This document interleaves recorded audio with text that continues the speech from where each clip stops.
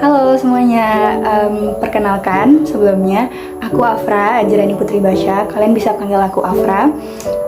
Aku penerima beasiswa Aperti BUMN tahun 2021. Di sini aku mau bantu menjelaskan apa sih itu beasiswa Aperti BUMN. Beasiswa ini adalah beasiswa yang diselenggarakan oleh Aliansi Perguruan Tinggi Aperti BUMN. Aperti BUMN ini terdiri dari UP Universitas Pertamina, Institut Teknologi PLN, Telkom University, Universitas Internasional Semen Indonesia atau UISI, lalu Institut Teknologi Telkom Surabaya, Institut Teknologi Telkom Purwokerto, Institut Teknologi Telkom Jakarta, dan Universitas Logistik dan Bisnis Internasional atau ULBI. Aku jelaskan lebih ke Telkom University karena aku juga ngambilnya di Telkom University. Untuk periode pendaftaran tanggal 11 Juni sampai 1 Juli 2022. Lalu seleksi administratifnya tanggal 5 sampai 10 Juli 2022. Pengumuman seleksi berkasnya tanggal 11 sampai 13 Juli 2022. Wawancara tanggal 14 sampai 20 Juli 2022 dan pengumuman kelulusannya tanggal 25 Juli 2022.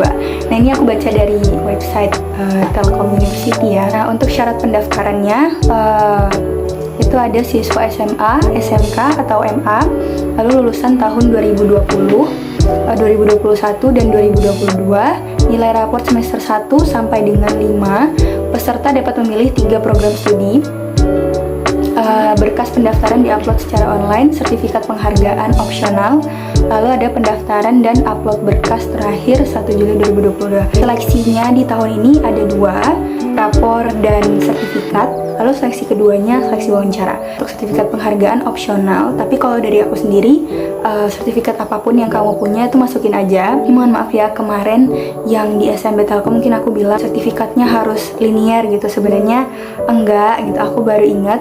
Terus juga aku bilang waktu itu kalau udah keterima JPA 2 tapi aku belum bayar JPA 2-nya. Nah, itu salah ya. Aku udah bayar waktu itu JPA 2 tapi cuma berapa juta gitu, belum sepenuhnya. Keterima beasiswa ini uangnya yang udah kelanjur dibayar buat JPA 2 tadi dikembaliin. Nah, itu nanti ada cara-caranya lah mungkin buat kalian yang udah keterima JPA 2 tapi mau daftar ini boleh-boleh aja. Mungkin kalian ada yang tanya nilai raportnya apakah harus naik terus apa enggak gitu. Sejujurnya aku nggak tahu harus naik terus apa enggak. Aku juga nggak tahu nilai raportku itu naik terus apa enggak. Aku nggak ngecek pada waktu itu. Cuma dicoba aja dulu gitu. Untuk penghargaan waktu itu aku masukin penghargaan LKTI, penghargaan speech, sama ada webinar. Jadi nggak masalah ya buat kalian yang punya sertifikat yang nggak linear dengan pilihan jurusan kalian, masukin aja. Oh ya, sejauh ini ada yang tanya ke IG ku, dia itu mau pilih jurusan DKV. Nah, ternyata di tahun ini katanya ada masukin portofolio. Aku juga kurang paham kalau itu. Mungkin kalian bisa cek sendiri atau bisa tanya langsung ke CP SMB-nya. Udah penjelasan tentang beasiswa ini dan sedikit cerita aku. Sekarang aku mau share beberapa pertanyaan. Mudah-mudahan bisa berguna buat teman-teman. Aku tulis di 3 kertas ini. Yang pertama, perkenalkan dirimu. Kalian harus kenalkan nama, tempat tanggal lahir, sekolah, dan akhir-akhir ini kesibukan saya sedang bla bla bla bla bla. Terus yang kedua, ceritakan tentang dirimu. Ini kalian bisa jawab dengan minat bakat, organisasi, lomba apa aja yang pernah kalian ikutin. Terus saat ini saya tertarik di bidang bla bla bla bla bla bla gitu. Terus yang ketiga, alasan ikut beasiswa ini. Mungkin untuk mengukur kemampuan diri atau alasan kalian masing-masing pokoknya. Keempat, mengapa kamu layak dapat beasiswa ini? Kalian istilahnya promosi lah, sama aja dengan apa yang membedakan kalian dengan orang lain. Nah, ini pertanyaan yang menurut aku berpengaruh. Jadi usahain jawab dengan baik tapi juga measurable. Yang kelima, sebutkan minimal 3 kekurangan dan kelebihan diri kamu. Nah, sebutin tuh kekurangan kalian apa aja sih, terus kelebihan kalian apa aja. Kalau menyebutkan kekurangan, selain kalian sebutin kekurangan, kalian juga harus sebutin solusi dari kekurangan kalian itu apa gitu. Misal, saya adalah orang yang pelupa, maka dari itu tiap pagi saya membuat to-do list apa saja yang harus saya lakukan di hari itu, dan lain sebagainya. Kekurangan-kekurangan kalian harus ada solusinya. Untuk kelebihan, kalian sebutkan kelebihan kalian apa aja. Misal, menurut saya orang yang giat, mungkin visioner, mempunyai jiwa pemimpi. Di sini aku waktu itu juga sebutkan kenapa aku merasa kelebihanku itu. Misalnya, saya mempunyai jiwa kepemimpinan. Nah, itu bisa dibuktikan ketika saya SMA, saya pernah seperti itu ya. Terus yang keenam, alasan memilih Telkom University. Siapa sih yang gak mau masuk Telkom? Programnya menarik-menarik, terus akreditasinya juga banyak yang A. Yang ketujuh, alasan memilih jurusan desain produk. Nah, waktu itu aku pilih jurusan desain produk ya, jadi sini aku nulisnya alasan pilih jurusan desain produk.